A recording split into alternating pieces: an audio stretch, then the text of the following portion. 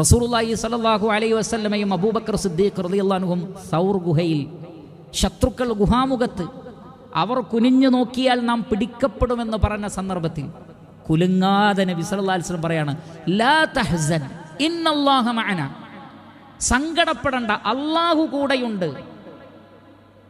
സങ്കടപ്പെടണ്ട, അല്ലാഹു സുബ്ഹാനഹു വ തആല കൂടെയുണ്ട്. അതെന്തൊരു വലിയ തവക്കുലാണ്. അത്രയും ആളുകൾ ഉണ്ടായിരിക്കെ ഫഅൻസലല്ലാഹ്, നോക്കൂ അവിടെ ഫ എന്നാ പറഞ്ഞത്, ദെൻ, അപ്പോൾ എന്നാണ് അതിന്റെ അർത്ഥം.